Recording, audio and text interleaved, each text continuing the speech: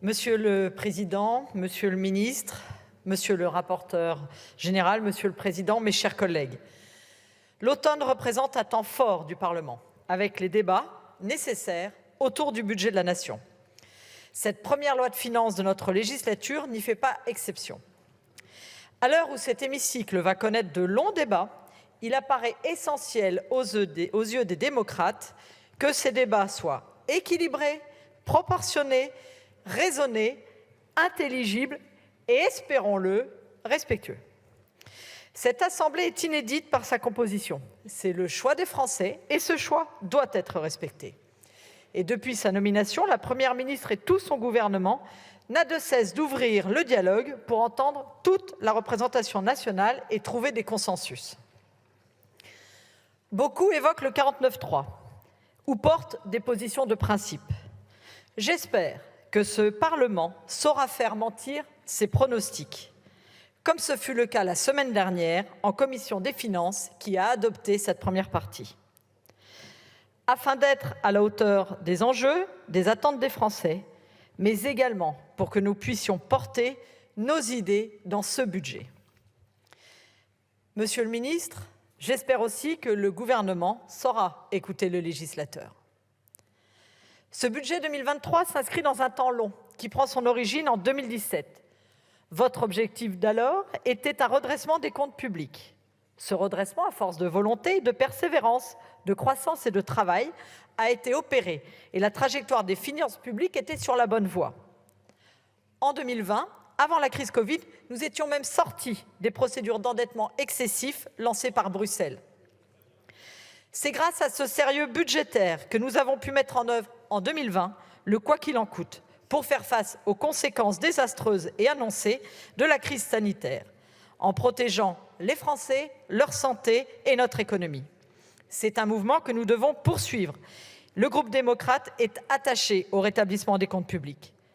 La dette étant entrée réellement dans le débat public en 2007, lorsque François Bayrou alertait alors sur le danger qu'elle représentait. Mais les crises en cours ou qui arrivent sont importantes. La guerre en Ukraine sur notre continent, la crise énergétique qui vient, la crise environnementale que nous devons prendre à bras-le-corps.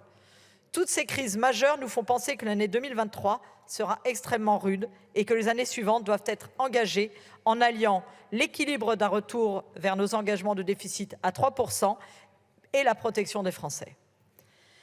Le projet de loi de programmation des finances publiques que vous proposez prévoit de ramener le déficit public sous la barre des 3% d'ici 5 ans. Après une stabilisation à 5% en 2023, le déficit public sera ramené à 4,5% en 2024, puis 4% en 2025, 3,4% en 2026, pour atteindre les 2,9% en 2027. Cet objectif, nous le partageons, et chacun, à notre échelle, nous devons produire des efforts. On ne réforme pas pour le plaisir, on réforme car c'est nécessaire et sain. Nous avons une responsabilité dans l'utilisation de l'argent des Français. Permettez-moi d'appeler à la responsabilité collective, mes chers collègues, sur cette loi de programmation. Bien entendu, elle ne peut satisfaire tout le monde, mais la rejeter, ce serait amoindrir la crédibilité de la France auprès de nos partenaires internationaux et de l'Union européenne.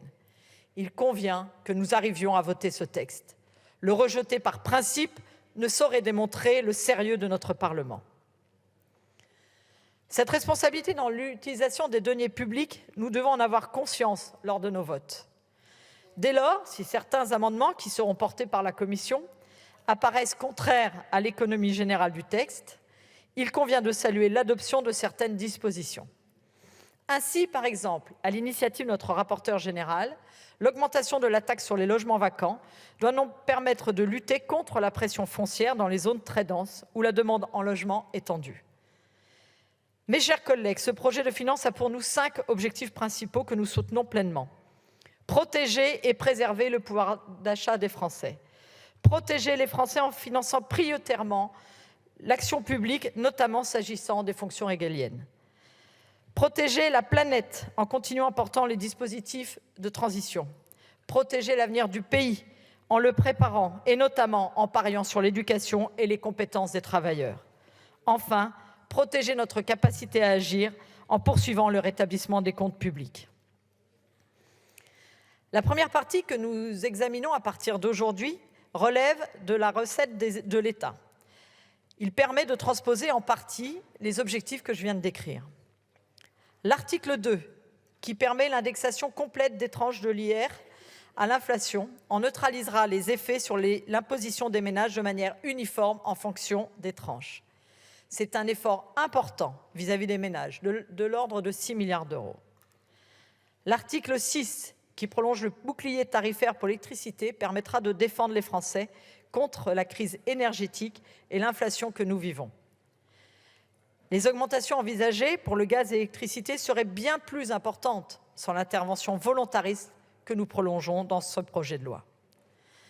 Ce budget et certains amendements retranscrivent l'attachement et la conscience du gouvernement et de la majorité à travers les difficultés que rencontrent les particuliers, certes, mais aussi certaines collectivités face à l'augmentation des prix de l'énergie.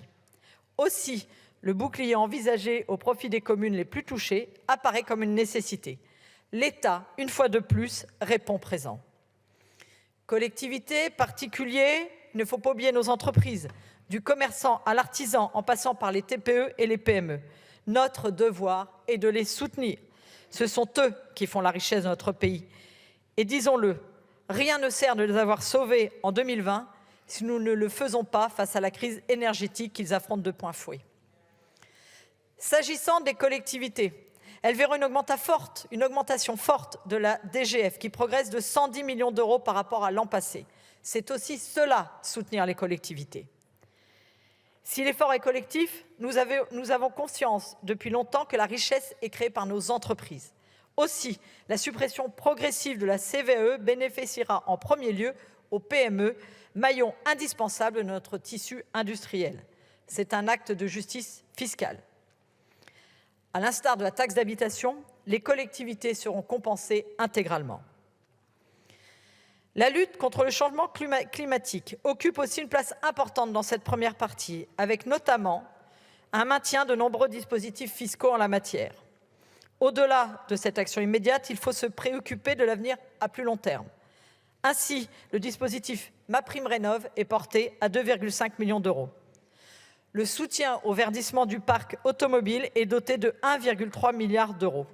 Et cela inclut la promesse de campagne du président de la République de proposer des véhicules en leasing à un prix avantageux pour les moins favorisés de nos concitoyens. À l'occasion de cet examen en séance publique, mon groupe aura à cœur de défendre plusieurs amendements qui nous apparaissent nécessaires. En premier lieu, nous proposerons de prolonger le crédit d'impôt pour les exploitations agricoles ayant atteint la certification HVE. Nous avons eu l'opportunité de voir l'effet important de ce crédit d'impôt cette année et nous considérons qu'il faut le prolonger. Par ailleurs, nous vous proposerons également par voie d'amendement des dispositifs permettant de protéger nos exploitants agricoles en encourageant les reprises générationnelles. À l'heure de la souveraineté agricole et alimentaire, ces dispositifs nous paraissent indispensables. Enfin, je n'ignore rien des débats sur les bénéfices exceptionnels de certaines entreprises. Notre groupe estime que ces bénéfices ne sont pas gênants s'ils servent à augmenter les salaires ou à travailler à la transition énergétique et écologique des entreprises. Par contre, si c'est au profit des dividendes, nous devons nous interroger. Et c'est pourquoi notre groupe proposera une majorité de la flat tax sur ces dividendes s'il est constaté qu'ils sont substantiellement supérieurs à la pratique observée depuis 5 ans. Alors que va débuter notre marathon budgétaire, mon groupe aborde ces débats avec confiance et prudence, exigence et bienveillance, écoute et disponibilité. Il ne tient qu'à nous de faire de ces PLF une réussite. Je vous remercie.